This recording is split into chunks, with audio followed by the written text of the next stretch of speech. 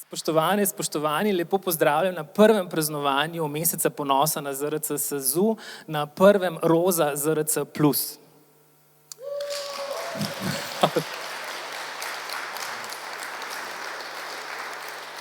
Mesec junij je mesec ponosa, ko poteka marsikje po svetu kot spomin in opomin na dogodke 28. junija 1969 po noči, torej potekajo številne manifestacije. Takrat je namreč newyorška policija izvedla racijo in se znesla nad obiskovalkami, obiskovalci lokala Stonewall. Racija ni bila nobena novost, novost pa je bil upor skupnosti.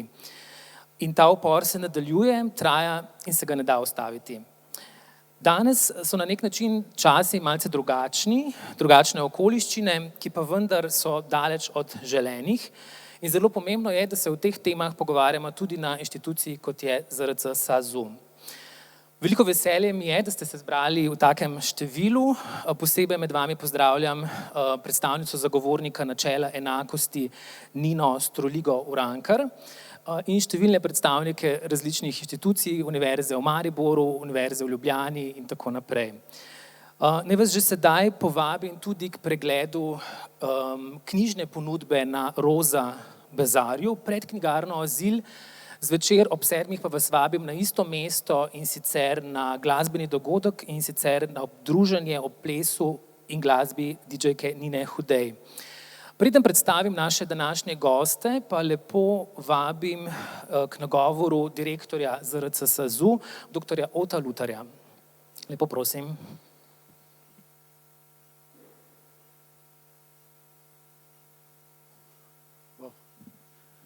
Hvala, Boris.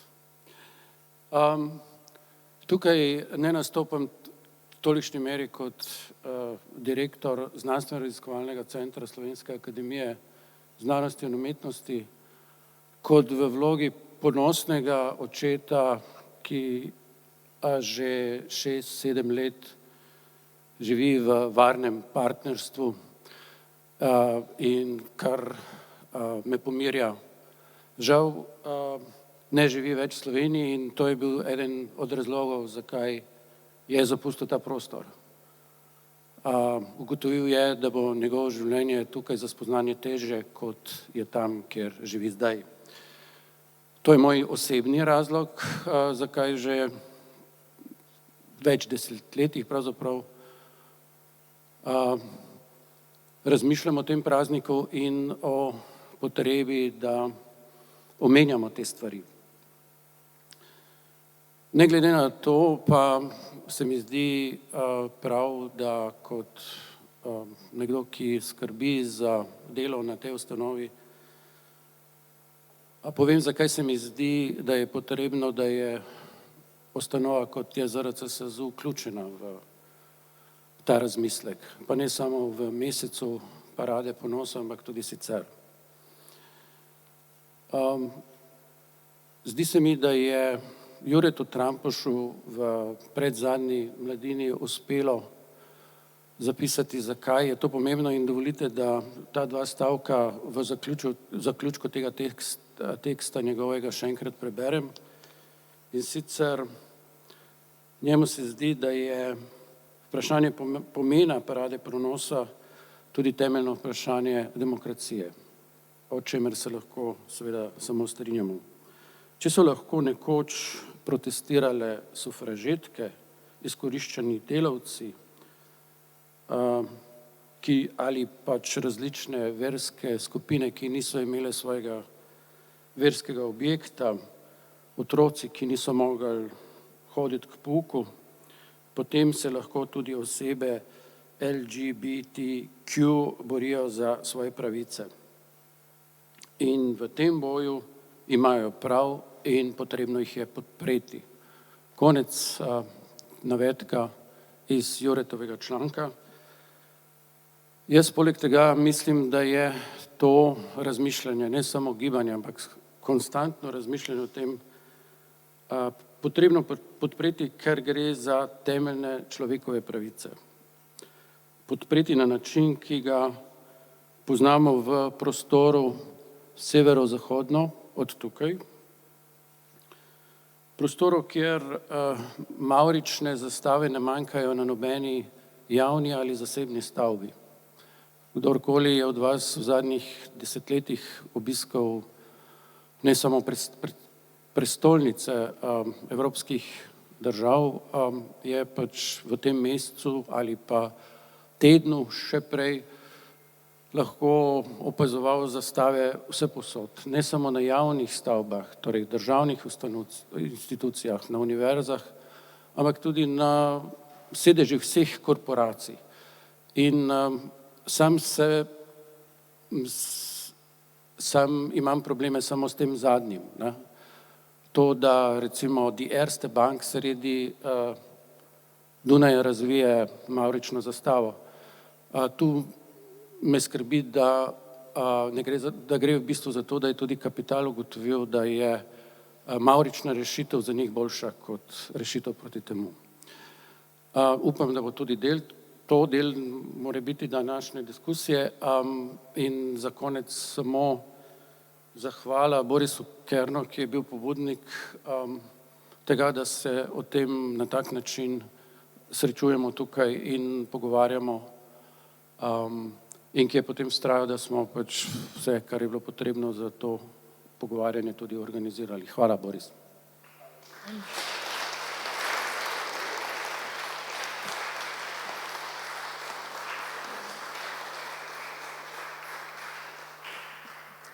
Tako in bomo kar začeli. Najprej moram še lepo pozdraviti tudi našega tolmača v slovenski znakovni jezik, gospoda Boštjana Jerka. Pozdravljeni. Kako bo v znakovnem jeziku roza ZRC SAZU? Je roza?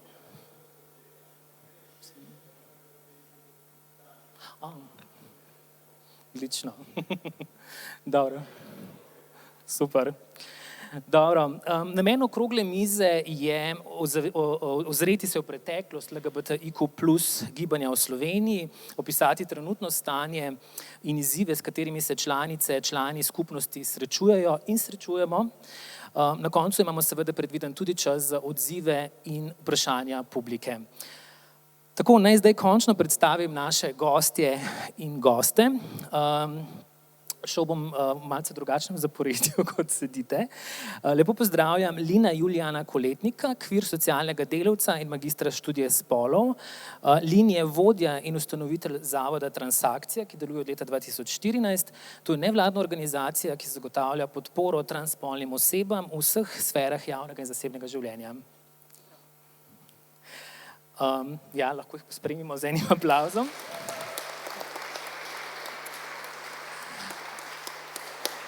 Z nami je profesor dr. Matjaž Konvalinka, doktor matematike, ki se raziskovalno ukvarja s kombinatoriko Ne, to ni pomota. Profesor Konvalinka je LGBT koordinator na Fakulteti za matematiko in fiziko Univerze v Ljubljani.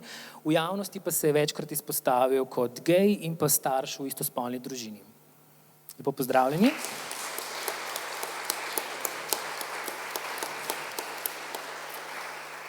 Naslednja gostja je Neža Oder, novinarka, sicer pa direktorica zavoda Koroška Pride, ki je seveda skupaj s sodelavkami in sodelavci med drugim letos že 3. leto uspelo organizirati odmevno parado ponosa v Slovenj Gradcu, ki so jo vsi opisovali v presežnikih. Parada ponosa v Slovenj Gradcu pa je tudi pomembna v smislu neke decentralizacije. Dobrodošli. Bravo, hvala.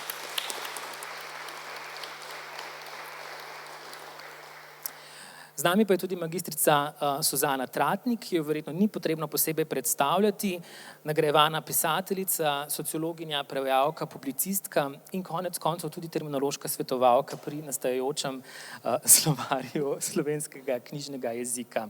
Lep pozdrav vsem in dobrodošli.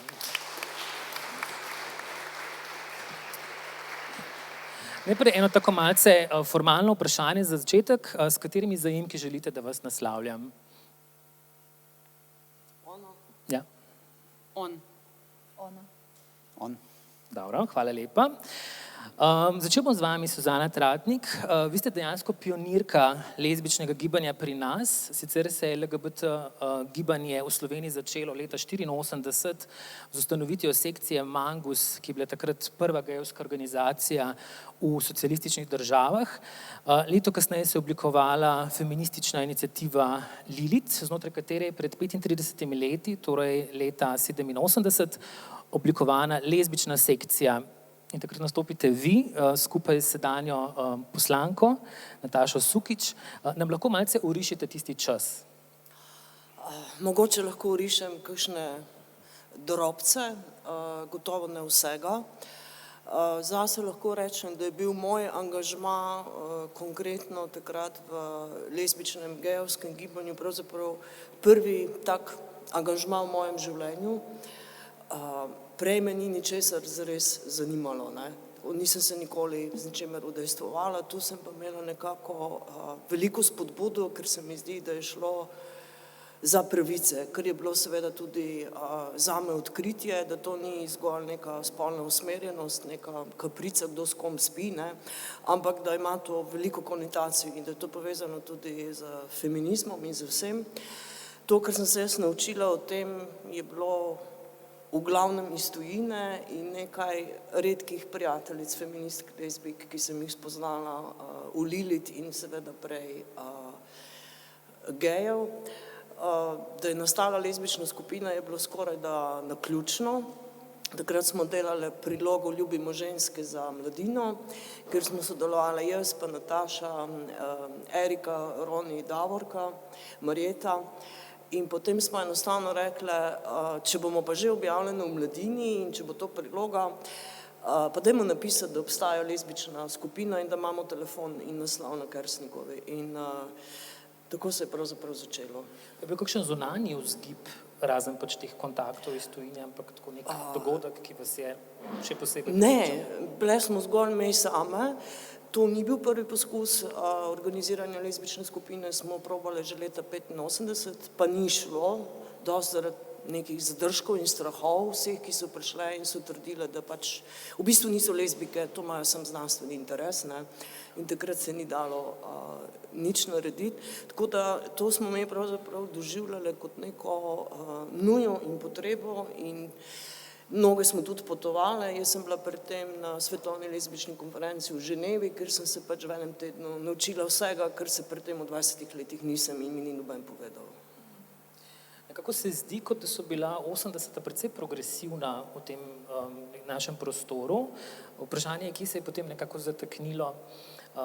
Zdi se, kot da smo v zadnjem času, mogoče ravno s pandemijo oziroma s poprijemanjem s pandemijo koronavirusa in pa že cel čas z odnosom do LGBTIQ plus skupnosti, da se vedno znova konstituiramo kot vzhodna Evropa. Ja, 80-ta so bila res da drugačna, ne bom rekla, da so bila blazno LGBT naklonjena, tega vtisa ne bi želela ustvarjati, ker smo se naposlušali veliko homofobije tudi od alternativca in alternativk, ampak nekako je bila neka enakopravna pozicija in nekako neka individualna mnenja, ki smo jih vsi imeli in za katera smo se borili. Kaj se je spremenilo pravzaprav od 90-ih naprej? Jaz bom enostavno rekla, da je vmes posegal projekt nacionalne države Slovenije. To je najbolj jedrnat odgovor. Kaj vse pa je, pa lahko o tem govorimo ure in ure. Dobro. Kateri pa so bili za vas nekako osebno pomembni dogodki v okviru LGBTIQ plus skupnosti v Sloveniji? Vprašanje dejansko za vse. Lin, mogoče? Zame osebno, prvi tak event, na katerega sem jaz šel, je bilo leta 2006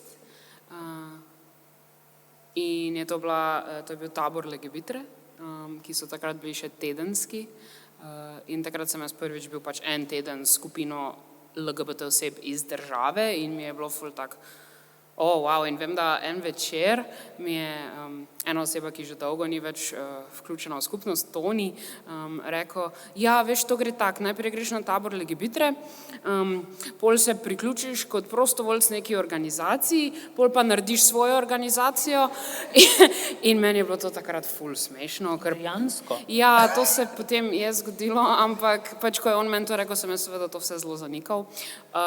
Druga stvar, ki pa je bila zame zelo pomembna in od takrat dalje nekako sem pa tudi bolj korenito v LGBT aktivizmu v Sloveniji, pa je bila pač ustanovitev društva Parada ponosa leta 2009 kot takšnega, ki je bilo takrat, kar ni ravno točno takšno in s takšnimi vrednotami, kot je sedaj.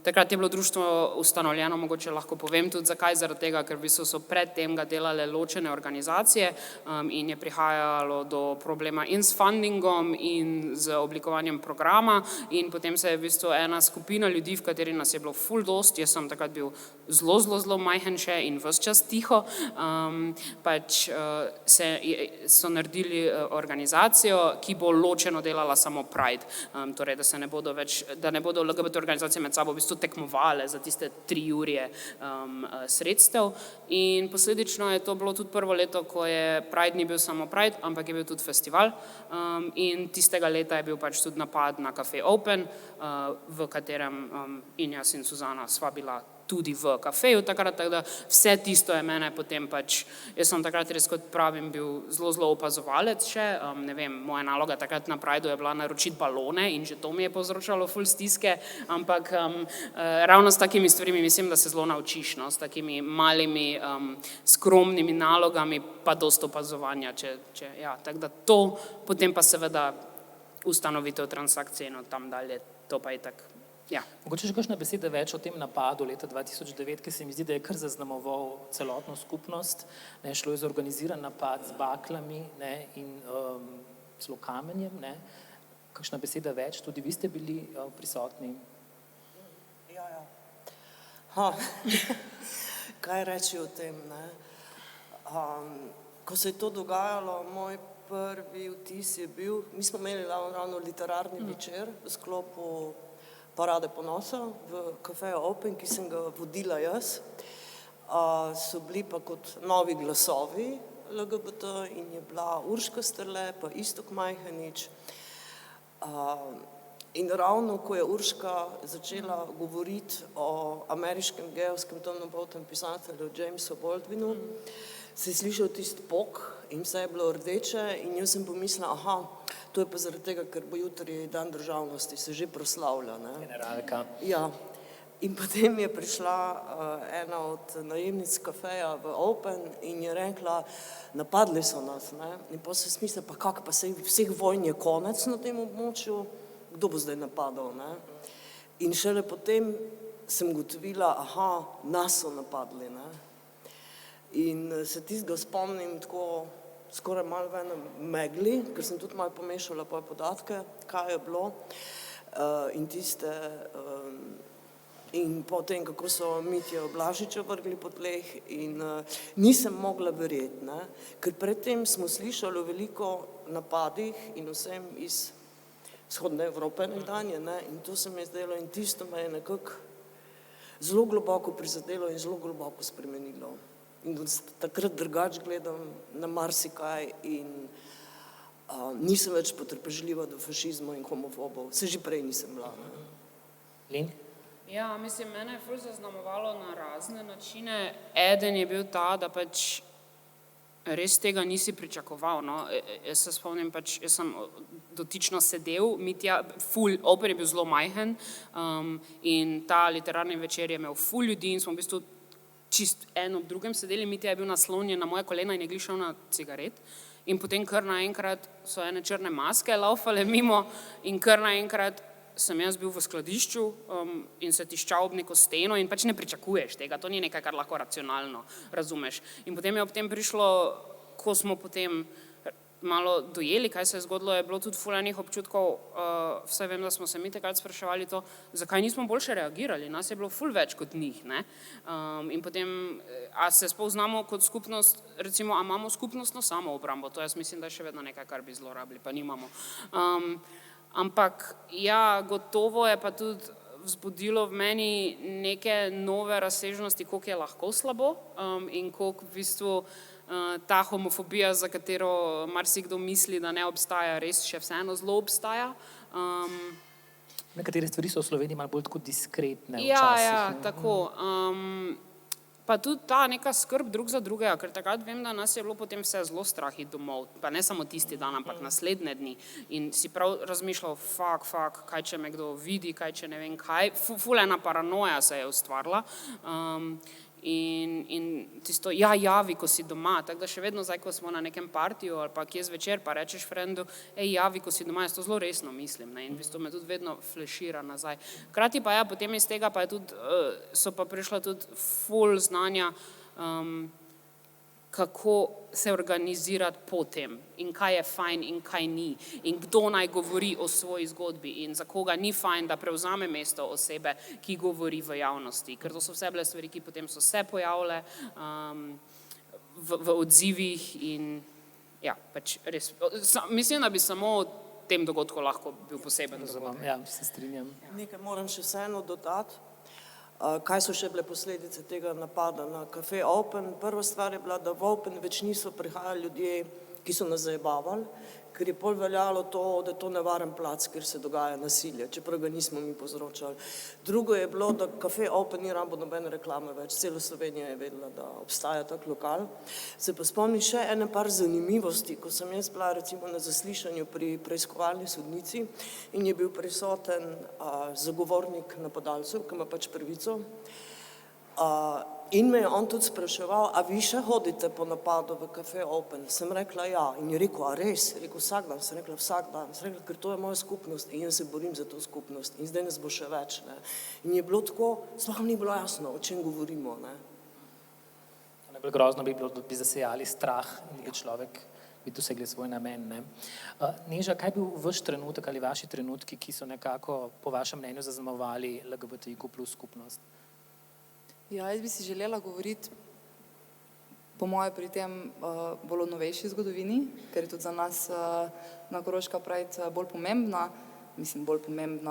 je zelo pomembna ta hip, sploh zato, ker se skozi njo začenjamo zavedati tistega momenta, ko rečemo, je skupnost, ampak so tudi skupnosti, znotraj skupnosti same, delimo eno skupno zgodovino, hkrati pa delimo vsaka od nas en kup enih specifik, ki ukvarjajo našo živeto realnost in zaradi tega se aktivizmi med sabo zelo razlikujejo. Za nas zelo pomemben moment, tudi za mene osebno, je bil Mariborska parada nekaj let nazaj, 2019. Iskreno, ker je bil moment, kjer sem se tudi sama, kot človek, ki ni iz Ljubljane, pa nikoli do takrat o tem ni razmišljal, zamislila o tem, koliko pomembno pa bi bilo hoditi doma, koliko pomembno bi bilo imeti parado ponosa doma. In od tam je tudi zrasla ideja, da jo doma na Koroškem pripravimo. Definitivno pa mislim, da je en izmed pomembnejših dogodkov za mene osebno, za nas kot Koroška Pride in za skupnost tako 2015 družinski referendum. Nas je vse zelo zaznamoval. Res je, o njem se je tudi že ogromno povedalo, ampak mislim, da mi pri zavodu ga še danes nosimo nekako kot en poseben spomin, kot en cilj in vizijo pred nami, namreč zelo specifičen moment se je takrat zgodil pri rezultatih, referendum je na podeželju padel in tega si ne pustimo pozabiti. Profesor Kovalinka, kaj bi vi rekli, da je zaznamovalo v vašem svetu? Ja, tako v 80-ta leta, sem bil res majhen otrok takrat, ampak mislim, da takrat HIV oziroma AIDS je bil tisti, ki je tako skozi moje še zelo majhne oči mogoče to zaznamoval, zlasti mogoče pol, 90-ta, ki je bil to res, če si gej, se moraš tega paziti, oziroma boš umrl zaradi AIDS-a in tako. Tudi moja mama je bila novinarka in je bila ena prvih uresnic, ki je pisala tudi o HIV-u in tako. Tako da, ja, jaz bi rekel, da 80-ta so bila zelo zaznamovana s tem. 90. bi rekel, no, da je bilo tako, nekako te pop kultura mogoče se je malo začela premikati, ne, v smislu, da mogoče je bil pa kakšen gej, ki je na kakšni oddaji, pa mogoče celo 2 geja, ki sta bila par, pa sicer ljubčka si nista dala, ampak sta se pa tako rahlo dotaknila občasno, ne, v tem Z smislu. konteksta je bilo jasno. Tako, treba je bilo, ne, včasih je bilo tudi eksplicitno rečeno, samo ljubčka nisem imel biti, ne. Tako da tako se mi zdi, da pač pol tista prvo desetletje tega stoletja, no, je bilo potem, mislim, da tako z aktivističnega vidika v Sloveniji se mi zdi, da je bilo zelo uspešno, no, torej, kar se vidnosti tiče, kar se pravnih stvari tiče, ne, torej recimo prve tožbe na Ustavnem sodišču so takrat uspele, tudi ZRIPS je prišel, ne, ker sicer je bil zelo slab zakon, ampak bil je pa vseeno prvi zakon, ki je dal neke pravice istospolnim parom, in ja, seveda tudi tale napad, ne. Tako osebno pa ja, so bilo pa to leta, pač, ko sem jaz šel iz tega, da pač sem klozetiran na faksu, pa noben razen mame pa sestre ne ve do tega, da sem postal zelo samozavesten in se pač tudi na televiziji lahko rečem, jaz sem pa gej, pa mi ni nerodno, ne. Zdaj zadnje desetletje pa ja, referendumi definitivno, ne. Hkrati mislim, da ja, tudi neko naraščanje podpore pri vseh segmentih. V zadnjih letih, no, tudi res mogoče transakcija je zelo pomagala tudi pri ozaveščanju o pač trans issues, ne, se pravi, in v splošni populaciji in znotraj skupnosti mogoče, kaj tudi še precej nevedna pri marsikaterem vprašanju, ne. To bi rekel, no.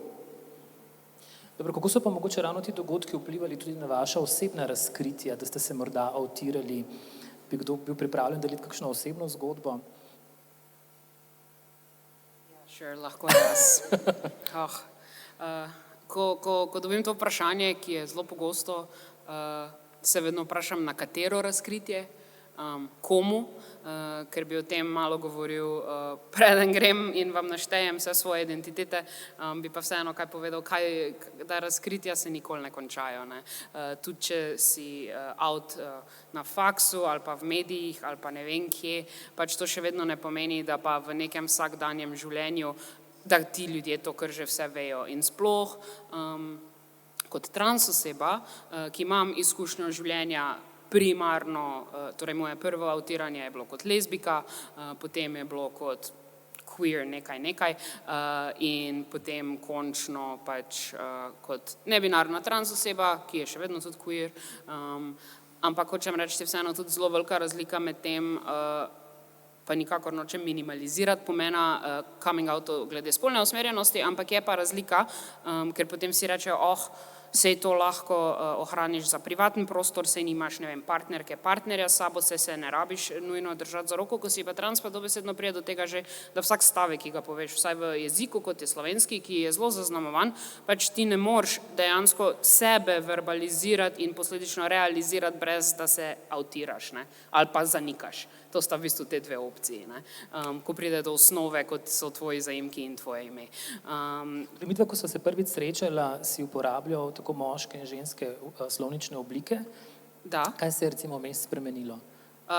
Mislim, to je sicer zelo osebna stvar, ampak jaz sem nebinarna oseba in načini, kako nebinarne osebe uporabljamo slovenski jezik, jih je pač mnogo. In noben ni konvencionalen, noben ni bolj pravilen kot drug. Ene osebe, tudi jaz nekoč, pred leti sem mešal recimo zaimke, kar je ena zelo pogosta praksa, zdaj pa že kar nekaj let uporabljam izključno on. Čist moj zasebni vzgib je zaradi tega, ker pač sem začutil, da nikakor ne želim nobene povezave z spolom, ki mi je bil pripisan ob rojstvu, ampak bi pa res ob tem poudaril, da to ni, da v bistvu, ko pride do nebinarnih oseb, dokler ne govorite z njimi oziroma ne govorimo z drugo nebinarno osebo, ne moramo vedeti, kakšne zaimke uporablja. Zato smo tudi danes začeli v bistvu s tem vprašanjem. Ampak pač tudi ni, ker ni enega načina biti ne lezbika, ne gej, ne trans oseba, ne nebinarna oseba, pač vsi smo različni, zato so tudi vsi naši coming outi in vse naše potrebe po coming outih zelo različne. In tudi to, da je nekdo recimo medijsko avtiran, tudi to še ne daje nekomu drugemu veljave ali pa pravice, da to osebo avtira nekje drugje, brez nekega konsenza, brez pogovora o tem. In se mi zdi, da je to nekaj, kar pa moramo vsi kot družba začeti malo več razmišljati o tem in ne jemati te podatke o spolni usmerjenosti ali pa spolni identiteti kot neke sočne juicy details o nekom, ampak pač kot nekaj, kar je vredno spoštovanja in zaupanja, če imaš dostop do teh podatkov in tako z njimi tudi ravnati. Ampak se mi pa zdi, da je vendarle dobro ozavestiti tudi večinski populaciji, da gre za zelo kompleksen proces in da je teh coming outov ogromno, torej ne vem, v svojem najožjem okolju, prijateljskem, družinskem, službenem, vsakič znova in konec koncev z vsakim človekom, ki se na novo srečaš. Bi še kdo morda kaj dodal tukaj pri? Ne. Lahko, ampak kaj konkretno? Kakšna je bila vaša zgodba, kar se tiče razkritja? Ja, jaz sem bila v času seveda, ko nisem imela nobenega ogledala. Moja prva ogledala so bili redki lezbični filmi na televiziji, ki so bili vsi po vrsti lesbofobični, homofobični, ampak jaz sem bila srečna, ko sem jih videla, ker sem vedela, aha, lezbike obstajajo. Mene ti sploh ni prizadelo, da na koncu umrejo. Jaz sem samo to videla, obstajajo in seksajo. To je možno. Drugače sem pa izvedela čisto naključno, prvič zato, ker sem si v osnovni šoli, po začetku srednje šole dopisovala za eno Belgijko, ker smo imeli skupne interese v pop glasbi. In nekako, da ne bom šla v detajle, sem od nje izvedela, da je lezbika. In sem bila šokirana, sploh da mi to nekdo napiše v pismu. In ona mi je tudi rekla, ko je živela v Belgiji, da ima prijatelja, ki je gej in da hodita v nek gej lezbični bar Scorpio. In to je bila zame zelo pomembna informacija, da na svetu obstajajo gej in lezbični bari. Hkrati mi je bilo vse bolj jasno, kako ničesar pri nas ni. Drugače pa, jaz sem zmeraj delala pri Škucu in ne morem reči, da sem jih tam delala coming out, to je bilo neko pogovarjanje, pa vsi smo vse vedeli, pa se je pa začeli počasi, ko smo Sukič ustanovili, da se pač moraš identificirati. Organiziraš literarni večer in povabiš neko violinistko in ji moraš povedati, da je lezbični dogodek, ker mogoče pa ne hotela priti. Že zaradi tega, ker to je bilo vseeno malo še zmer bav. Pol ne vem, sva nesle bilten v tiskarno z Natašo in pol je bilo tako, švic, zdaj moramo iti pa te biltene in cela tiskarna bo vedela. In pol mi pridejo v to tiskarno in tam stojijo 4 tipi z izvodi biltenov in rečejo, fajn revija je. In je bilo tako, ampak tega je bilo ogromno in to doživljam še zdaj. Vedno znova sem seveda v situacijah, ko se moram avtirati in identificirati, pa se mi vedno ne da, seveda komu se pa da, ampak hkrati se mi pa zdi tudi, doživljam to tudi kot neko svojo moralno dolžnost zaradi sebe in zaradi drugih. Sem imel pred kakšnim letom eno predavanje na eni osnovni šoli, ena ogromna telovadnica, ogromno ljudi in tema ni bila nič povezana z LGBTIQ plus skupnosti, ampak sem nekako vmes povedal, mislim se neko zgodbo o svojem partnerju in to je bila taka tišina, ker ljudje, tu si slišal, res nič ni bilo, ker so ljudje tako šokirani bili, da je nekdo v bistvu v eni nepredvideni situaciji se v bistvu razkril. In sem bil v bistvu šokiran nad to tišino, mi je kar dala misliti, moram reči. Drugače stanje v svetu, kot rečeno, daleč od idealnega. V 71 državah se homoseksualni odnosi med moškimi so še zmeraj ilegalni, od tega v 43 državah tudi med ženskami. V 11 državah je možna kazen, smrtna kazen.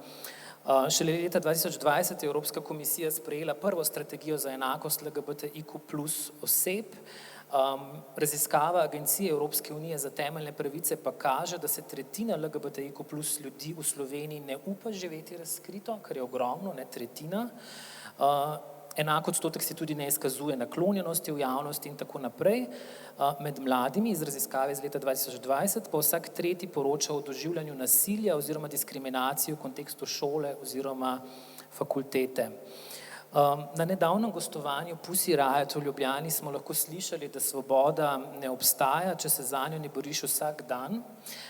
Si bomo torej morale priborjene stvari še enkrat na novo vsakič izbojevati. Se si jih še nismo. Neža. Ne samo, da napredek, če mu rečemo tako, ni linearen nikdar, a ne, se vsi poznamo tista, ne greš par korakov naprej, par nazaj. Ni vse, kar sem tudi rekla prej, a ne, Slovenija je dežela mnogih regij, a ne, mnogih živetih realnosti. Skupnost ni hermetično zaprta, skupnost ni univerzalna, queer oseba ni univerzalna, a ne, nimamo arhetipa.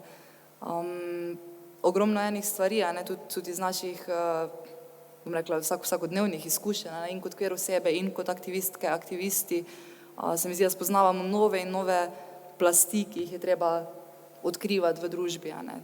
Tudi letos, jaz bi rekla, dosti je treba opozarjati na ta mavrični junij, ki se dogaja, a ne, ker to v končni fazi je edini mesec v letu, ko naša skupnost dejansko doživi neke medijske pozornosti. LGBT organizacije 12 mesecev v letu opozarjajo na diskriminacijo, ki se nenehno dogaja osebam. Nenehno so nove teme, ki se morajo prinašati naše okolje, nenehno so nove stvari, ki se jih ima tudi skupnost sama za naučiti, a ne, in tako naprej.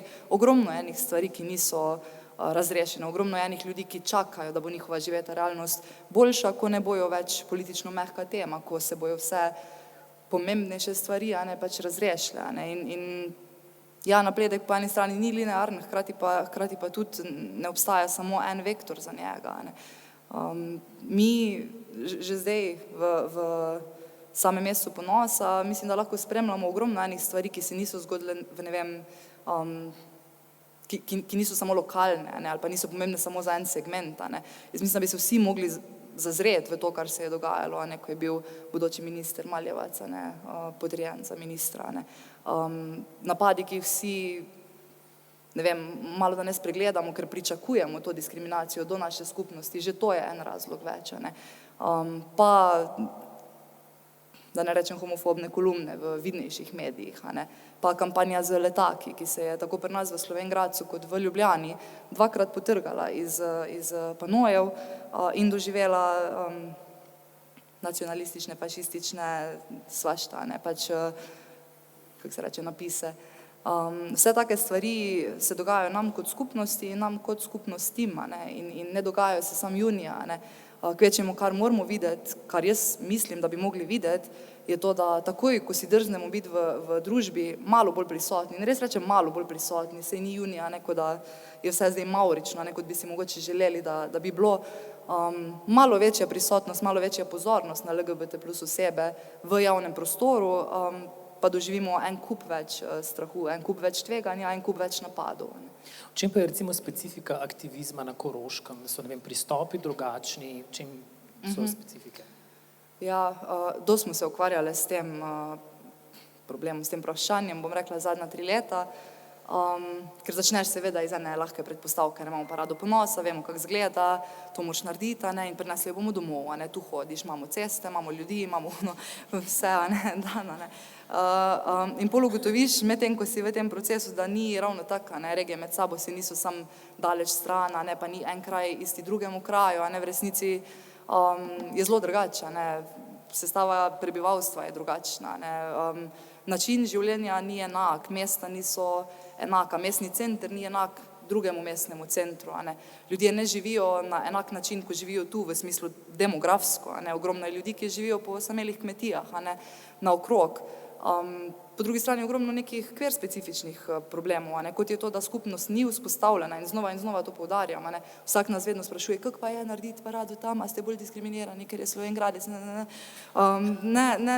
ni zares to problem, a ne, problem je, da skupnost ni vzpostavljena, queer osebe same se ne srečujejo z aktivnim razmislekom o svoji živeti realnosti tam, kjer živimo, a ne. Ljudje sami nismo navajeni, da imamo nekam za iti, ljudje sami nismo navajeni, da imamo šele 1 leto, a ne, prostor srečevanja, ljudje sami nismo navajeni, da ne rabimo se družiti samo v literarkah, da bomo imeli občutek, da je velit, vredno se družiti, a ne, da nam je dovoljeno iti na žur, da nam je dovoljeno iti na piknik, a ne, da nam je dovoljeno mehke stvari delati, pa so tudi, a ne, skupnostne stvari.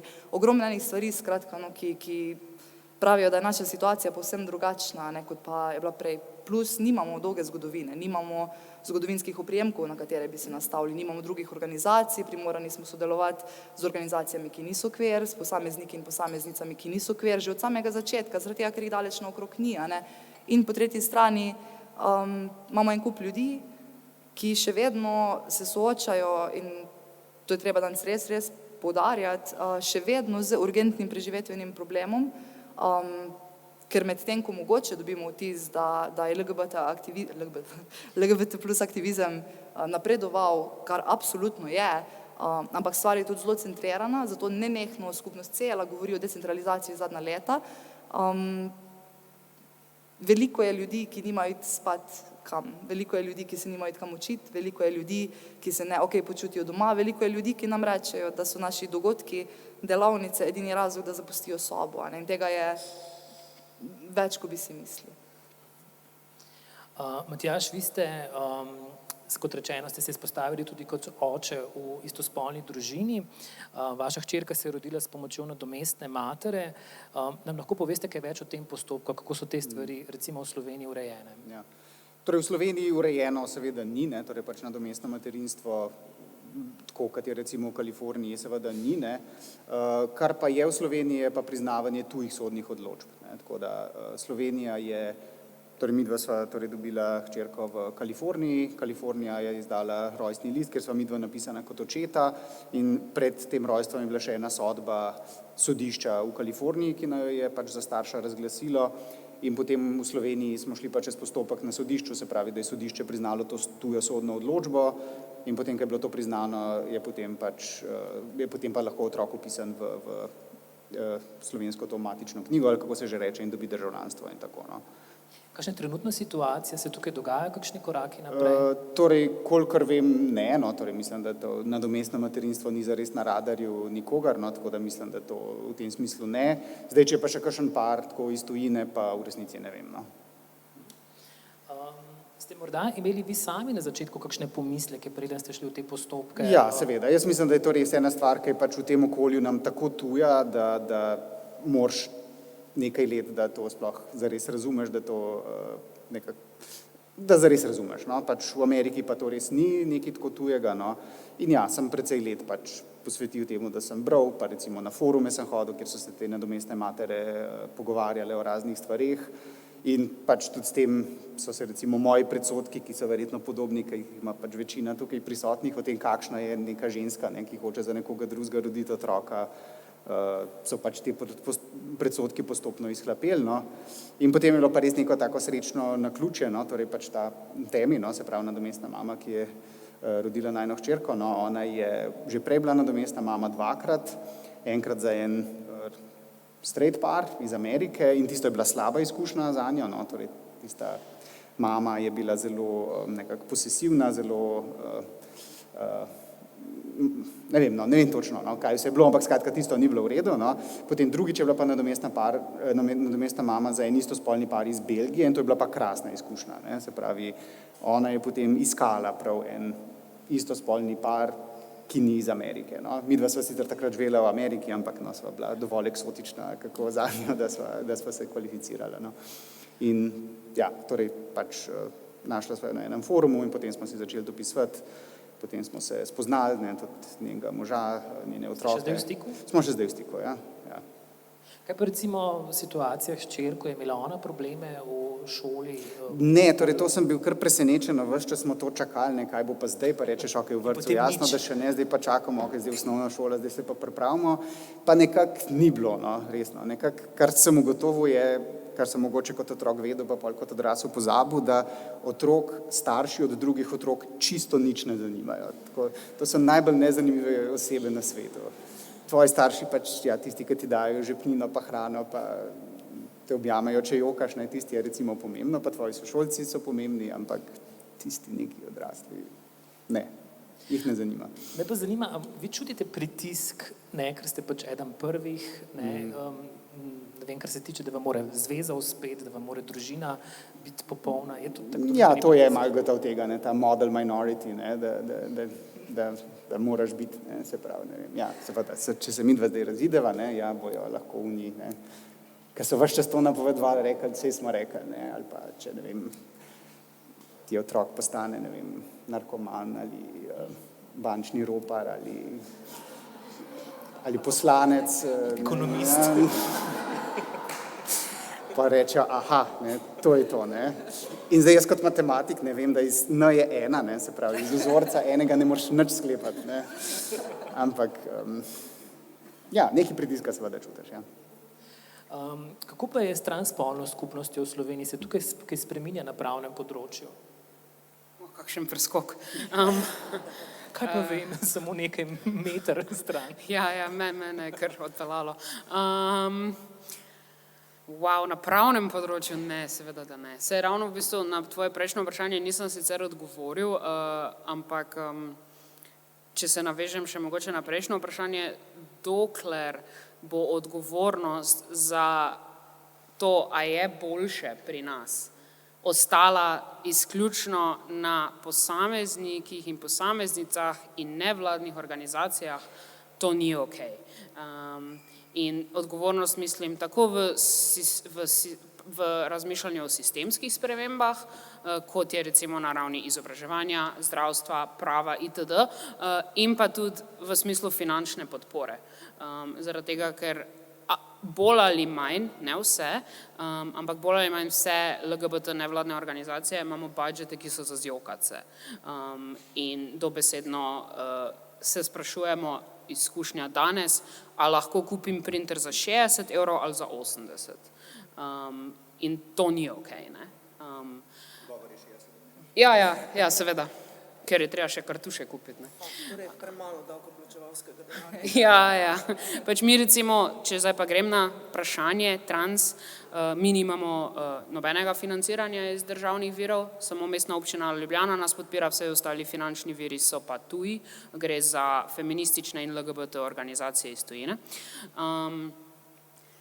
Ampak ja, da odgovorim, kako je pravno, ne, pravno je v Sloveniji biti trans tako, da če želiš zamenjati svoje dokumente, moraš še vedno dobiti diagnozo motnje duševnega zdravja, transseksualizem F64 in potem s tem, ko dobiš to potrdilo s to diagnozo in list, na katerem piše, da si spremenil spol, to je dikcija, ki mora obstajati, lahko potem greš na upravno enoto v kraju, kjer imaš stalno prebivališče in menjaš svoje dokumente.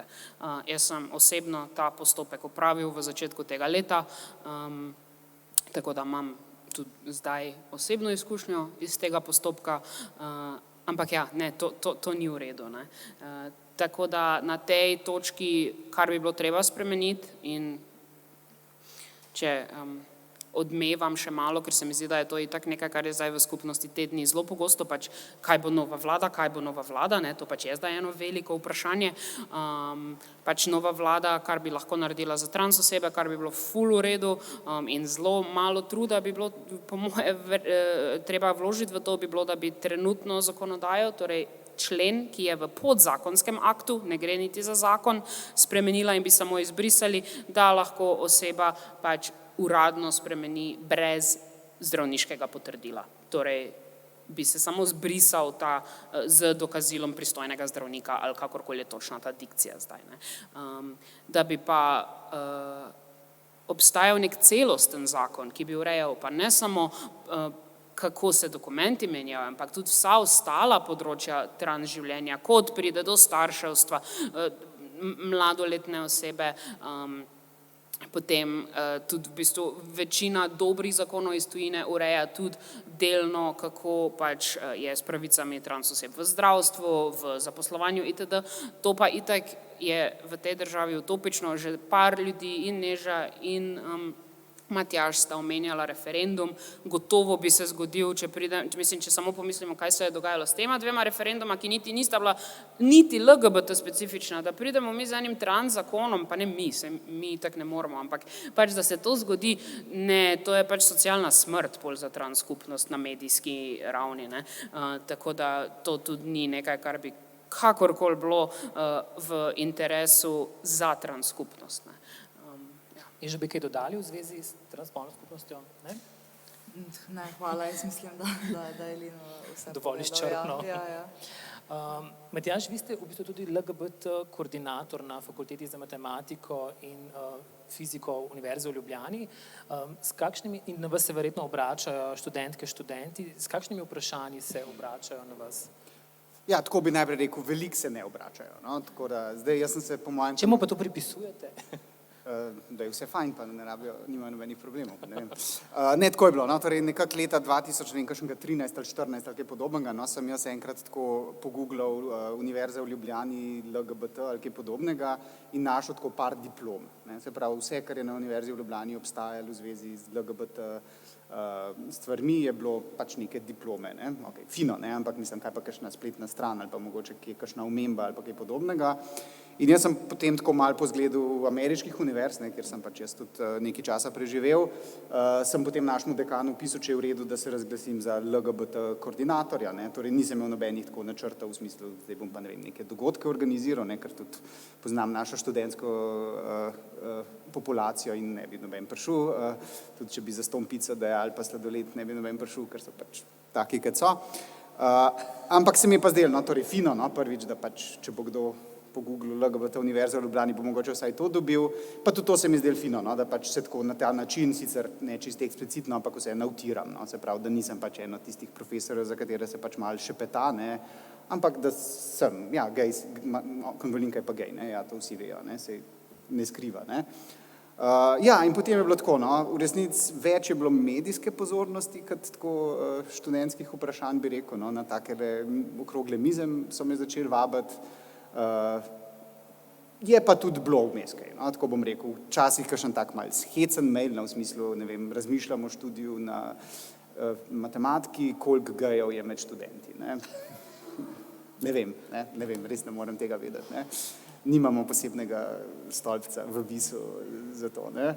Pa imate mogoče neke mehanizme, če pa vendarle kdo prijavi, ne vem, neke neprimerne izjave, ravnanje strani svojih... Sej, no, pa to tudi je mišljeno, da se name, no, tudi tako pač vsake toliko časa pošljemo obvestilo, da sem jaz LGBT koordinator in da pač se lahko name kaj obrnejo, če je kakšen problem. In ja, enkrat je recimo en študent prišel pa rekel, da je pa asistent eno malo homofobno šalo povedal, pa da je pa še en sošolc, ki pa je homofoben, potem nadaljeval, no, in da je bila situacija malo sitna in sem potem pač tem asistentom govoril in mu je bilo grozen žal, da, okej, no, skratka, tako da ja, se je to zgodilo.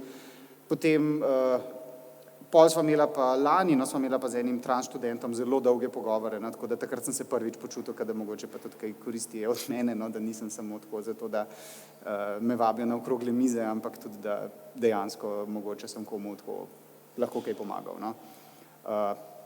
Tako da ja, malo, ampak se mi zdi, da je pa vsem pomembno tudi nek ta signal, ne, se pravi, FMF, imamo tudi certifikat LGBT prijazno, ne, mi smo prva fakulteta, ki je to dobila, zdaj ima tudi univerza, ne vem, če to veste, univerza je ravnokar pridobila ta certifikat. In imamo tudi LGBT koordinatorja, ne, se pravi, to je nek signal študentom, študentkam, da je pri nas v redu, no. Lin, vi tudi sodelujete pri tem certifikatu LGBT prijazno, lahko kakšno informacijo oziroma kakšen vtis, torej pripravljate izobraževanje, organizacije se lahko prijavijo da bi pridobile ta certifikat, potrebno so izobraževanje. Ja, bom pojasnil. Torej, certifikat je od Mestne občine Ljubljana. In potem nas je ekipa izobraževalk in izobraževalcev, med katerimi sem tudi jaz pokrivam trans področje, torej od nas so transakcije iz Škuca, odvetništvo in pravo, ki pa ga pokriva LGBT, ali pa prej je bila Barbara Rajgl, potem je bila Mateja Resnik Strozak nekaj časa, itd. Ampak mi samo izobražujemo, nimamo pa potem vpliva na to, ker potem pa komisija, ki je povezana z Mestno občino Ljubljana, pa podeli certifikat ali ne. Ja, sem pa sam od leta 2015 dalje v izobraževalni ekipi, torej imam za sabo, ne vem, okoli 45 teh izvedenih izobraževanj in so od zelo prijetnih, kot je bilo recimo ravno to nedavno na univerzi, kjer pač vidiš, da ljudje dejansko so razmišljali, želijo vključiti, želijo spremeniti sisteme v svoji organizaciji, do takšnih, kjer ti zjutraj ob 8, ko ti prideš, tiste 4 ure biti z njimi in se itak sprašuješ, koliko bo pa tu homofobno, transfobno in ni blazno udobno, ti rečejo, ja, jaz sem itak samo tu, zato ker nas je šef pač rekel, da moramo priti, v bistvu nas sploh ne zanima in a ste prinesli catering za nas. Ja, tako da ful je odvisno, je pa, vseeno pa lahko rečem, da kolikorkoli je ta stvar, jaz mislim, da še vseeno preveč preprosta in bi jo bilo treba nadgraditi in razširiti in sploh, da bi mogel obstajati bolj dodelan follow-up sistem, pač torej, da ne bi bilo samo to eno izobraževanje, ampak da bi bilo, ne vem, letno neka osvežitev ali pa kaj takega. Ja, zdi se mi, da bi se dalo to ful razširiti. Se mi pa vseeno zdi, da pa je boljše, da obstaja, kot pa nič. Jaz na to gledam malo kot na kvote, no. Pač, če se vprašam, a mi je ljubše, da to je, kakorkoli že je, ali pa da ni, se mi zdi boljše, da je. Je pa ogromno vrtcev iz Ljubljane se vključilo v to, bolj ali manj nobena osnovna šola in srednja, pa dost fakultet in zdaj sploh, ker je univerza pa naredila eno ful dobro potezo, ne samo, da so zdaj, ko so sami dobili certifikat, pozvali vse članice, da se prijavijo, so tudi sporočili vsem članicam, da jim lahko oni krijejo stroške izobraževanja. Torej, ni šlo samo za neko potezo, ampak je šlo dejansko za to, kar narediš. Torej, za tudi akcijo za to lastno potezo in podporo. In zdaj z jesenjo vem, da bo kar nekaj članic univerze se vključilo. Ampak ja, izobraževanja so pa tako pestra, kot je naša družba. Zelo elegantno povedano. Kako pa je transspolna oziroma zlasti nebinarne transspolne osebnosti, kako ste vi, če ste doživele oziroma če ste spremljale diskusijo, ki je potekala tudi znotraj strokovne javnosti glede recimo zapisa podčrtaja. Torej podčrtaj se zadnjih nekaj let uporablja kot nek simbol, ki odpira mesta za neke neobstoječe končnice za različne spolne identitete in je strani dela stroke v bistvu bil kar velik napad. Bi malce pokomentirali recimo to situacijo? Ja, jaz jo komot pokomentiram, ampak v bistvu zelo preprosto, pa se mi bi vseeno, da še kdo drug tudi kaj reče. Meni, ne vem, jaz vedno nekako zagovarjam in ja, ne, nisem slovenist in tudi na svoj akademski čin ali kakorkoli se že temu reče, ponavadi pozabim, tako kot je bilo tudi, ko smo pisali prijavo za ta dogodek. Meni se zdi, da je veliko bolj pomembno kot to, a je slovnično nekaj pravilno, a to legitimira ljudi, ki obstajajo in trpijo in niso vidni in niso slišani in nimajo jezika, ki je njihov, tako da mogoče kdo o tem mojem mnenju razmišlja kot o radikalnem, jaz pa razmišljam o ljudeh, ki se jim zdi, da je slovnica bolj pomembna kot to, da je nekdo validiran skozi lasten jezik, pač kot jaz pa se vprašam o njihovih vrednotah. Tako da, to je to. Jaz bi v bistvu zelo podprla Lina, hkrati pa zdi se mi, da je jezik eno izmed glavnih področij, kjer je treba res nenehno misliti na napredek, sploh kar se tiče zelo spolnjenih jezikov, kot je naša, kot si že povedal, Lin. In je tudi velika razlika med govorjeno besedo in pisano besedo.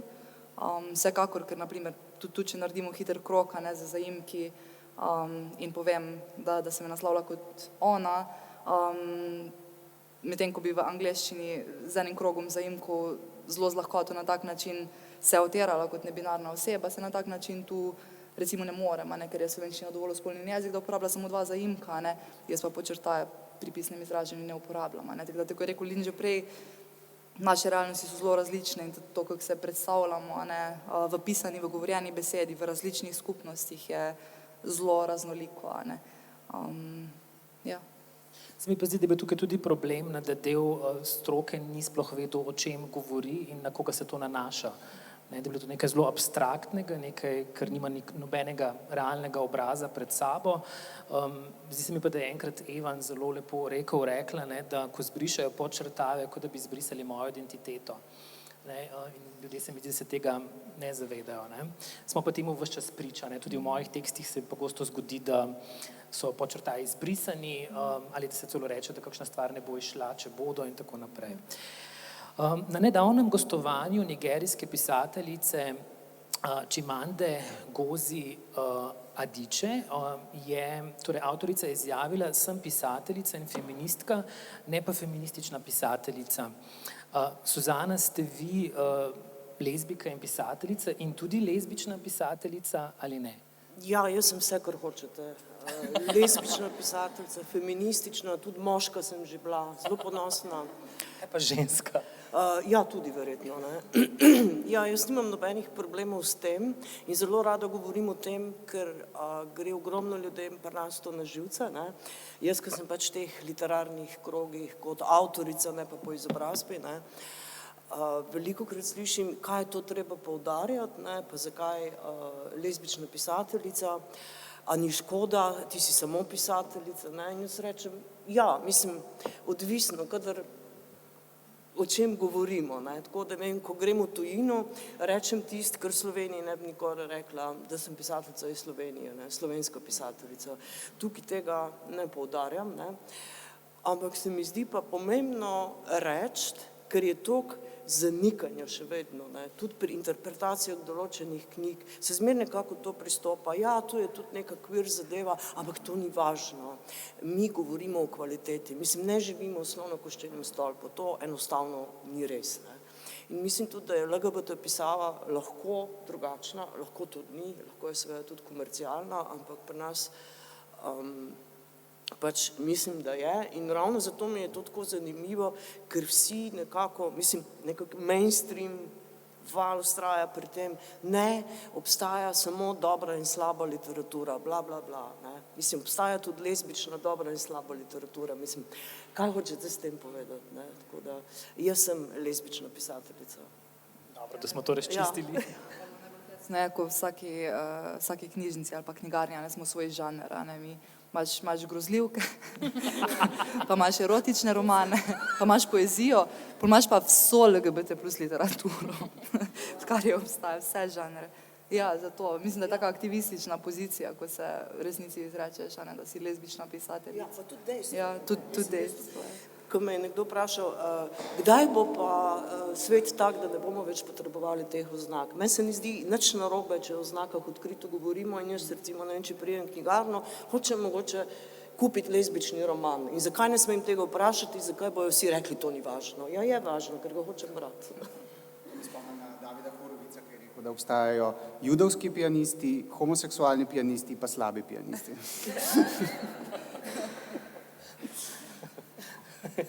Ja. Splošna javnost aktivizem razume, oziroma ga pogosto vidi kot nekaj negativnega, nepotrebnega, agresivnega, kot nekaj, čemur zlasti ni prostora v znanosti, pri čemer pa ti ljudje svoje pozicije razumejo kot nevtralne. Ne? Kako vi definirate aktivizem? Kdo je aktivist? Včasih se mi zdi, da je to ena oznaka, ko najprej pride od zunaj, ko reče tile aktivisti. Ne?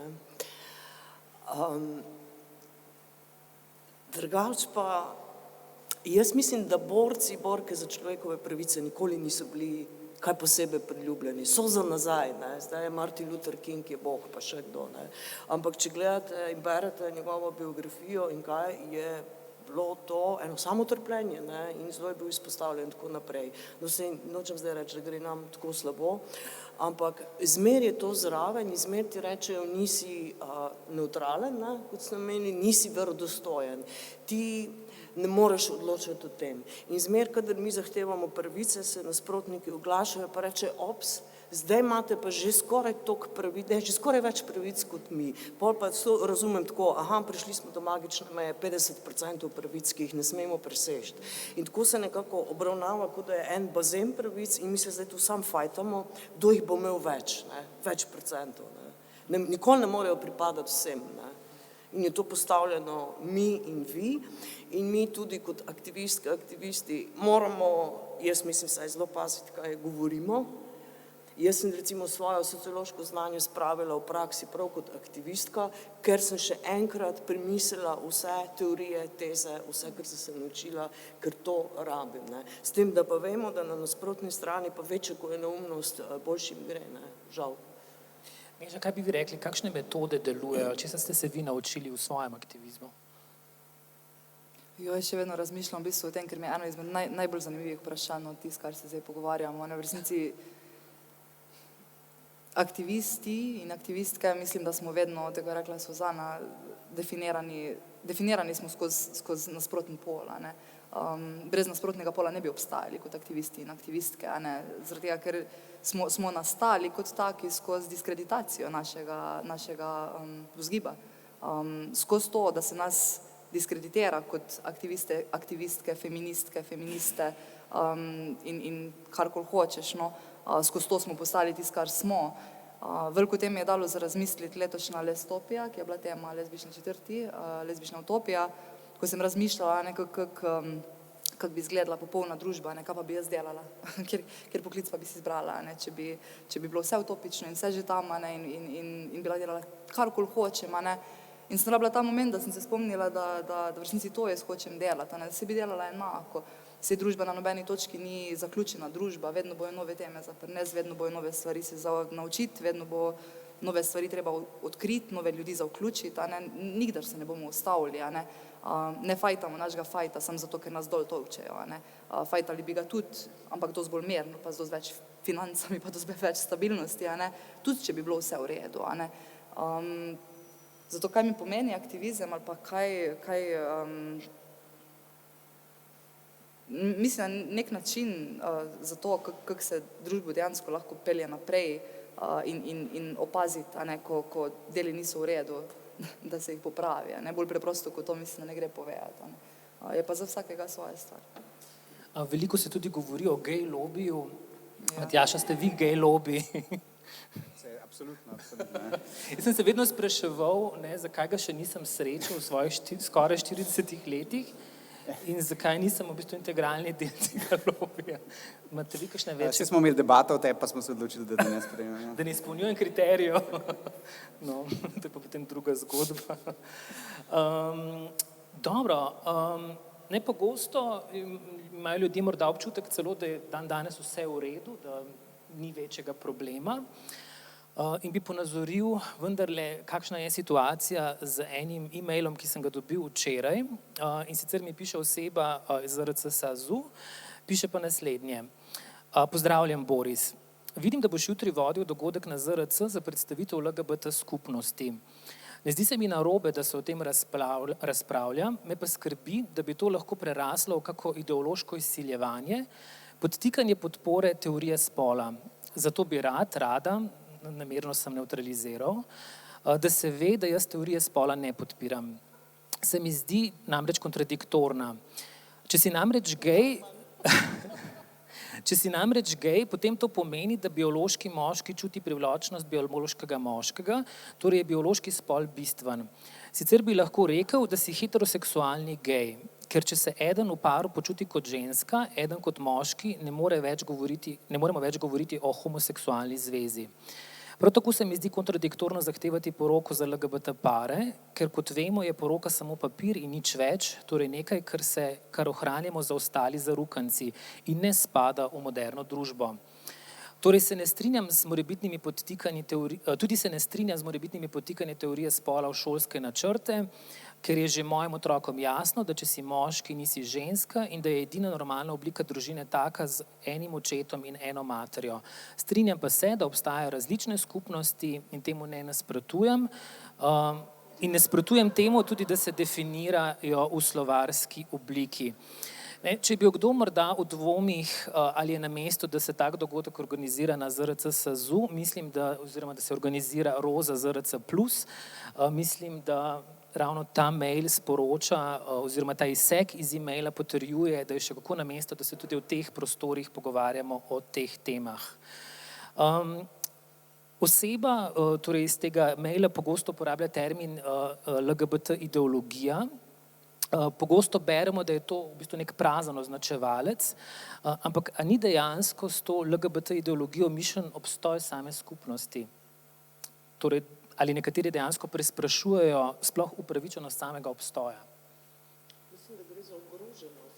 Ko rečeš, ta ideologija me ogroža, da gre v bistvu za ogroženost, ki se pač izraža na tak način, s tem, da jaz mislim, da obstaja zelo močna heteronormativna ideologija, ker sem bila žrtev ves čas njena in še verjetno marsikdo od rojstva, so mi polnili glavo s tem in vsakič je bilo narobe, ker nisem izgledala tako, kot moram izgledati in ker nisem imela dovolj fantov in ker se nisem prav obnašala in to je bilo ves čas prisotno in ves čas je bil tudi pritisk, da ješ normalna, da se boš prilagodila, tudi tako, ko mora izgledati ženska v tvojih letih, cis ženska seveda, hetero-cis ženska, ne, tako da jaz vem, kaj je ideologija, ki se vsiljuje.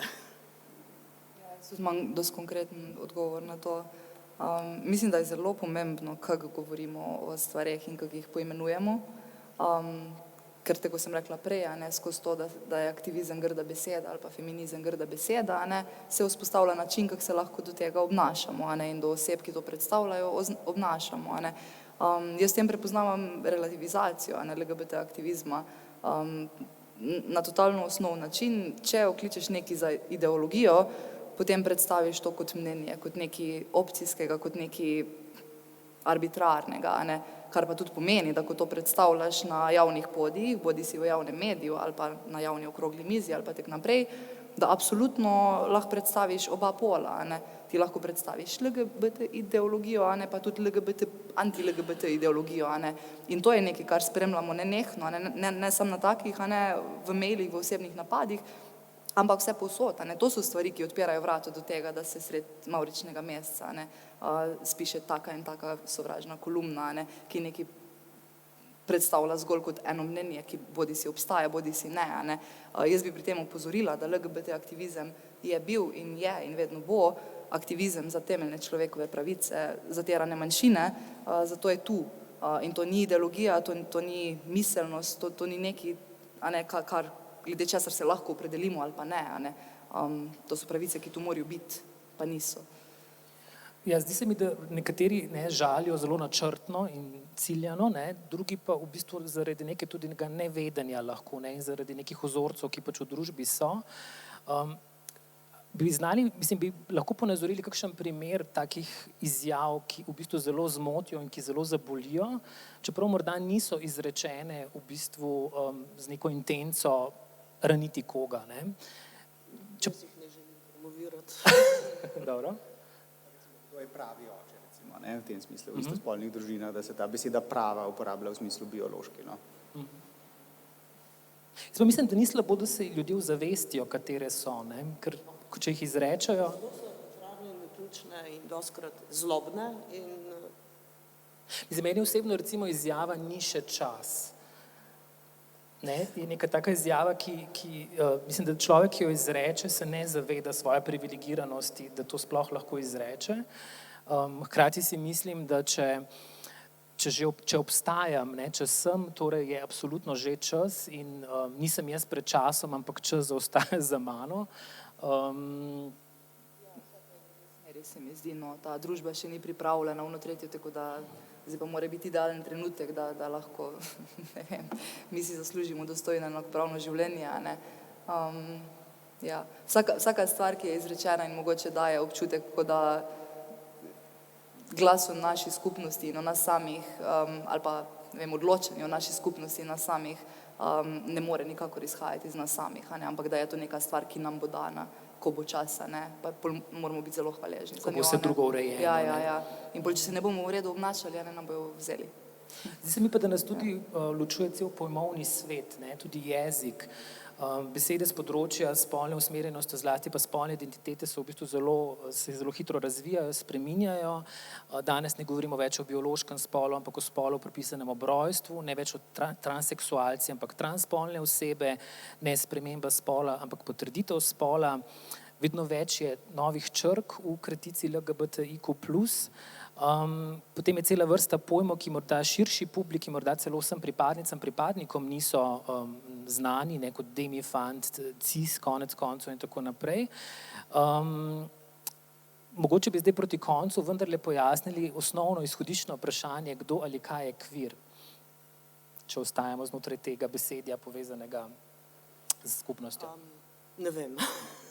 Neka pač kot umbrella beseda, jaz jo tako razumem, ki zajema marsikaj in veliko, ampak jaz se nikoli ne izrekam za queer, ker hočem, da je jasno, da je lezbika in kaj ta pozicija v tem svetu pomeni in da je pomembno to izreči. Wow.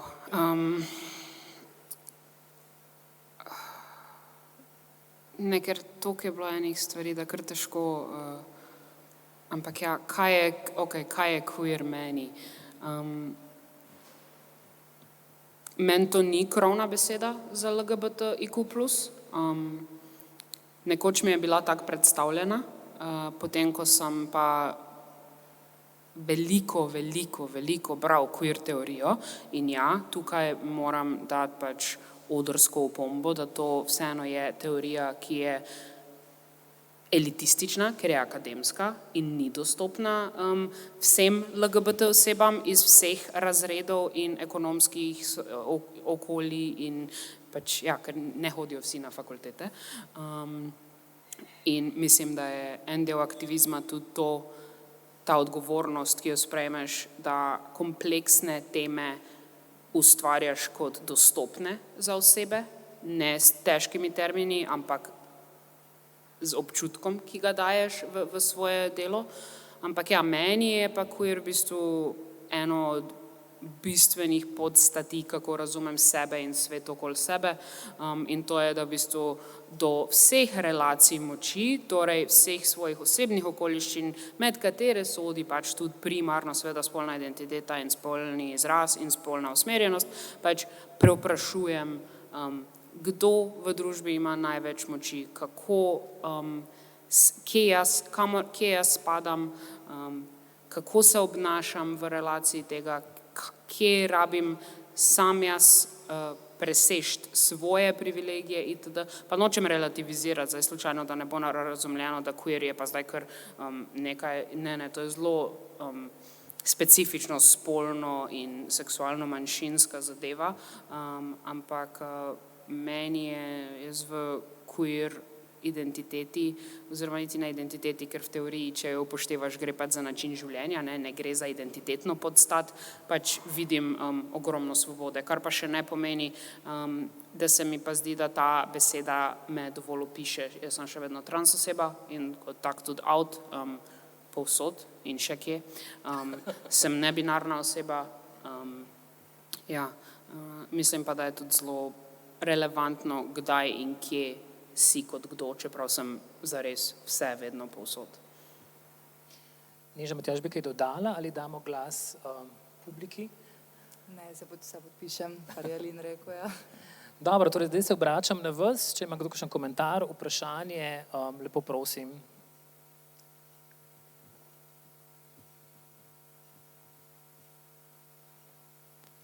Hvala. Najprej hvala v bistvu za to, za celo to okroglo mizo, ki brez kakšnega koli patroniziranja je dejansko prinesla zelo natančne formulacije in izkušnje in zgodovine in sem zelo hvaležna za to, da se to organizira. Mogoče bi povedala nekaj zadev, bolj kot razmislek, niti nimam vprašanja, ne. Vprašanje je edino to, kot moji študenti povejo na akademiji na Dunaju, ne, koliko časa v bistvu bo to avtiranje in vzgoja sisovcev, ne, teh sis in heteronormativcev potekala in kdaj se v bistvu bo stvar spremenila, da na drugi strani bo neka aktivnost in da bomo prevzeli neko odgovornost. Ampak recimo primer, mogoče prva zadeva, je Akademija za likovno umetnost, na kateri predavam, zdaj je v bistvu se deklarira kot nebinarna inštitucija. In to je v bistvu postavljeno v preambuli in je zelo zanimivo, ker točno ta problem pravnega, torej dokumentov in avtiranja vsakič znova, ko prideš nekje, si v nebinarni inštituciji in potem prideš tam in te na nek način postavijo, razkrijejo pred vsemi, ker verjetno tisto ime in primek ne ustreza tistemu, kar v bistvu ti hočeš, da se uporablja, ne.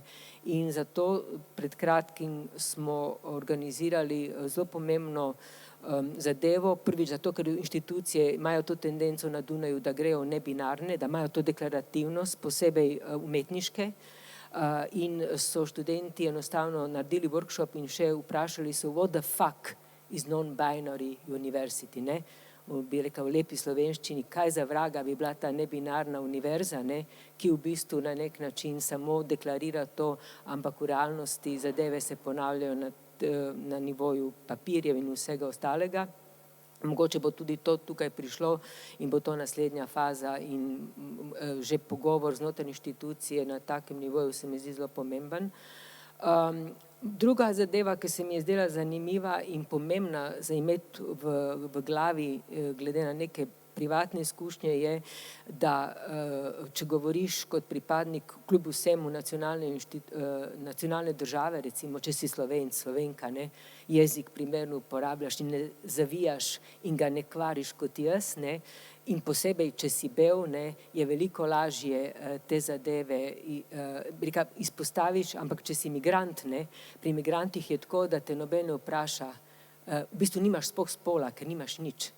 Ne, nimaš državljanstva, noben te ni vprašal, recimo naši izbrisani, če se spomnimo, ne, a se kdo vprašal, če je, ko so bili pač prisiljeni zapustiti Slovenijo in tako naprej. Mislim, da je ta zgodovina izjemno pomembna in veliko mojih študentov, ki prihajajo iz Afrike, ki prihajajo iz Pakistana, recimo, iz Brazilije, rečejo, ja, v redu, ne, ampak nas noben ne vpraša, ne, za naše pravice LGBTQ.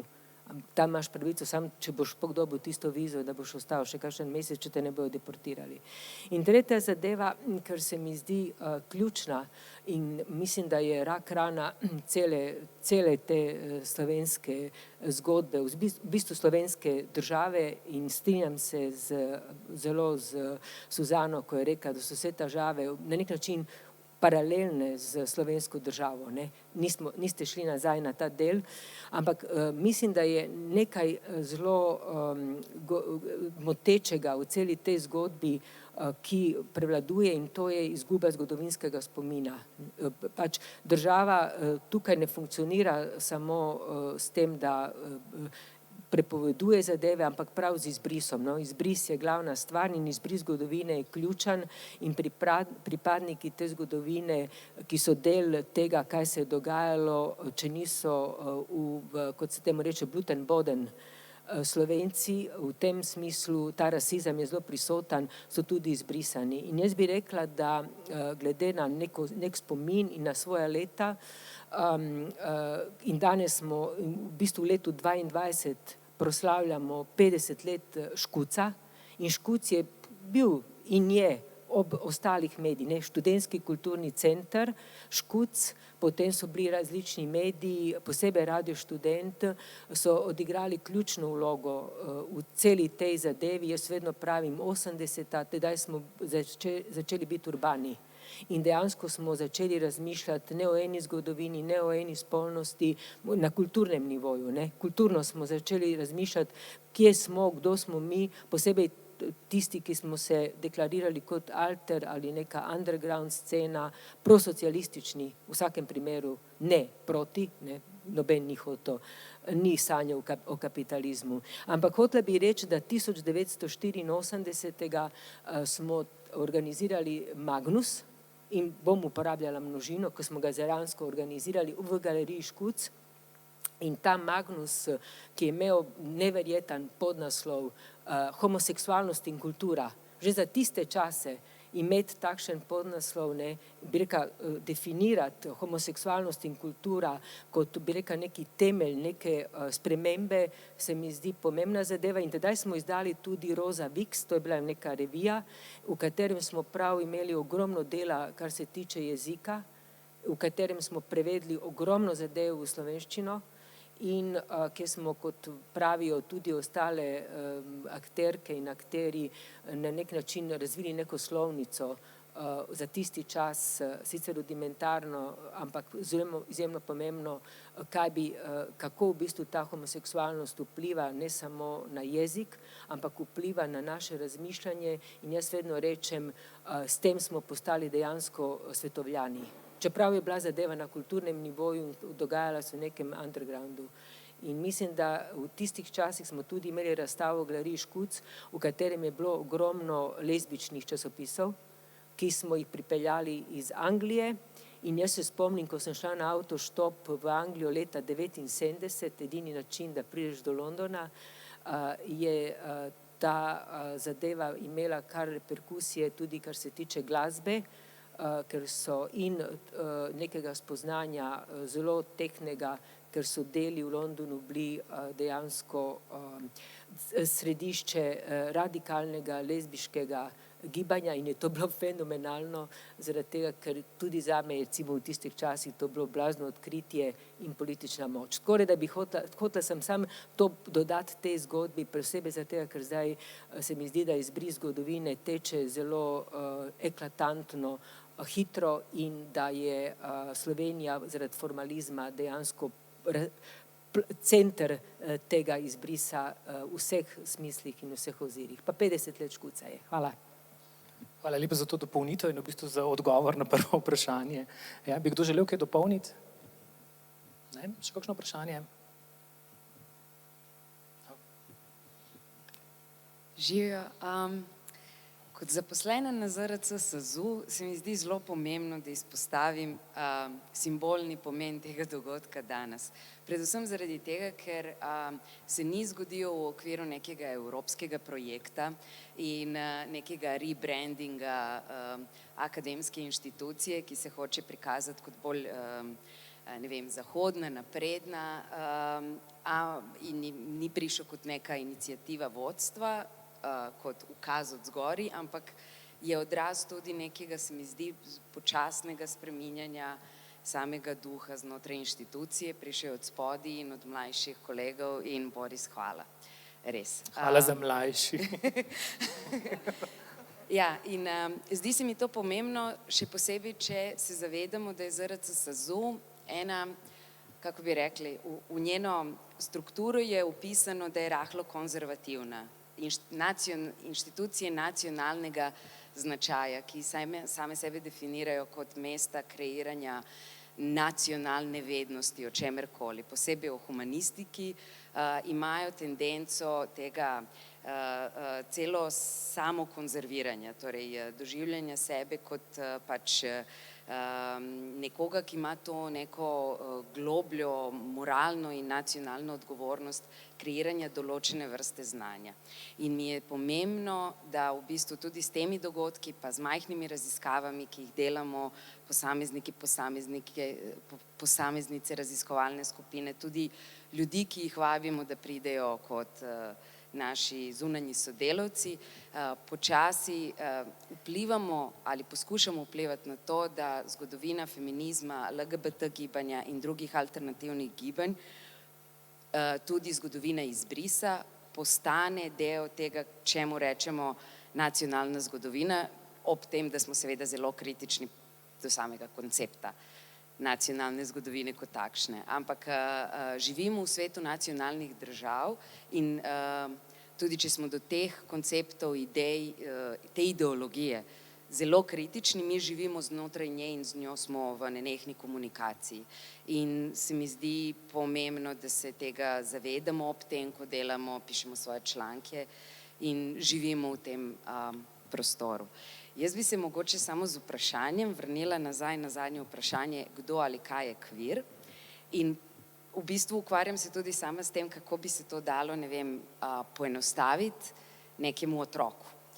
Ali neki, naprimer, mladi najstnici, ki, kot je moja hčerka, ki vse o svetu ve prek TikToka iz angleščine in me zelo kritizira, zakaj ne uporabljam they, čeprav je probam pojasniti, da se ne da iz angleščine direktno vse prenesti, prevesti v naš jezik. A bi zdaj ponujam eno poenostavitev, pa me zanima, kaj vi mislite o tem. A bi lahko rekli, da je kvir koncept, ideja, ki v osnovi je nasproti in kritizira to, kar je heteronormativno. Da rečemo, naprimer, kot imamo črno-belo in zdaj je heteronormativno en koncept, da rečemo, da je kvir in življenje in način razmišljanja in teorija, ki v bistvu heteronormativnost stavlja v celoti pod vprašaj. A je to smiselno? Hvala.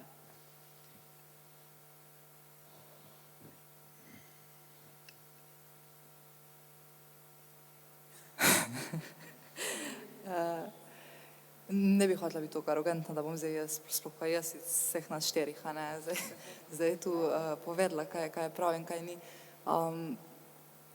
Jaz večkrat sem to besedo uporabljala tudi v takšnih kontekstih. Evo, to. Jaz bi dodal, da ni enega odgovora. Tudi če vse nas vprašaš, bomo po moje vsi različno odgovorili in to je tudi esencialno za razumevanje, kaj je kvir. Ja, glih to sem razmišljala, ker po eni strani se mi zdi, da mi je tako, meni osebno je nekaj zelo osebnega, to je beseda, ki jo jaz uporabim, ko sem v okoljih, kjer pa se jaz ne počutim dovolj varno, da bom zelo natančno avterana, ali pa v okoljih, kjer še nisem avterana, naprimer, mislim, še vedno imam en pogovor z babico za opraviti, da upam, da bo gledala YouTube, in tako naprej. Je pa tudi nekaj zelo bolj abstraktnega, se mi zdi, nekaj, kako dojemamo, tako je Lin prej govoril, nekaj, kako dojemamo sami sebe v prostoru, pa sami sebe v državi, pa sami sebe v skupnosti, pa sami sebe v različnih okoljih. Mogoče mi je najbolj všeč ta opis, ki si ga dal ravno kar, da ravno to, da vsakemu pomeni nekaj drugega, ta kvir, je mogoče njegovo bistvo. To. Ampak bi pa, če odgovarjamo pa na to vprašanje in če tudi jaz sem ga for sure kdaj uporabil na tak način, bi pa obvezno dodal pač ne samo proti heteronormativnosti, ampak tudi proti cisnormativnosti. Zaradi tega, ker to dvoje pa se mi zdi, da gre z roko v roki in je zelo pomembna os, ki jo je tudi treba upoštevati. Dala, ker te delitve nikoli ne delujejo na tak način, queer pa heteronormativno, da so tudi med queer ljudmi zelo lahko normativni ljudje. Da to se pač moramo zavedati in da ves čas se govori tudi o pinkwashingu in še marsičem.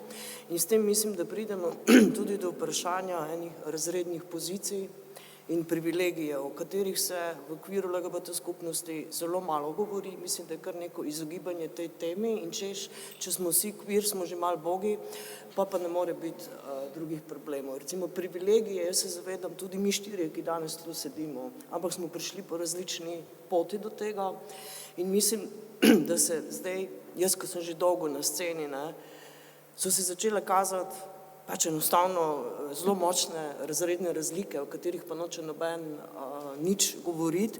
In izhajam tudi iz tega, ker sem brala nedavno knjigo, ki jo zelo priporočam, od Jane Matkovič, Zakaj ne pišem, ker mislim, da je edina oseba v Sloveniji, ki je o tem pisala zelo pogumno, zelo direktno in kaj pomeni biti, ne vem, na nek način tudi na književni sceni, ki je recimo odprta, se vsak bud lahko piše, pa zame svinčnik, ampak ni čistko. Vprašanje pa je, kdo bo pa jedel, pa preživel, in kdo ima podporo. Še eno kratko vprašanje, ja?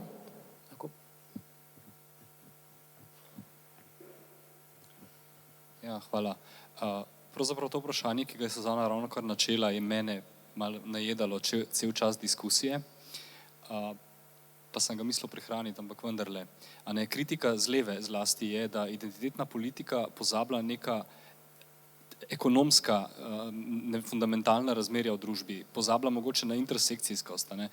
Malo provokativno vprašanje je, pa slučajno tudi mogoče bo na Koroškem aktualno, kaj imamo recimo LGBT osebe v tej družbi skupnega z rudarji in kaj nas ločuje? Ali pa s kakšnikoli proletarci pač drugega tipa, ne nujno rudarji, ampak to sem prav pomislil v neki točki.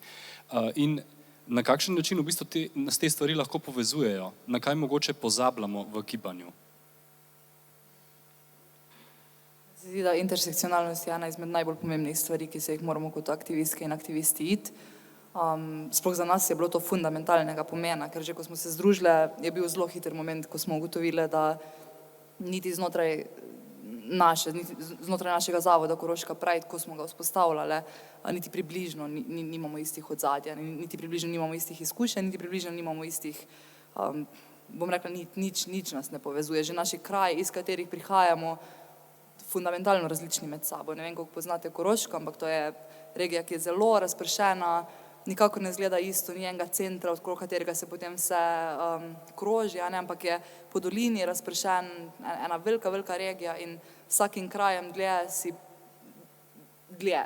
si bolj daleč stran, daleč stran od Česa, daleč stran od Ljubljane, ki je 100 km stran že od Slovenj Gradca in potem, če pogledaš v Radlje, se pa že vožiš 2 uri. Zakaj o tem govorim?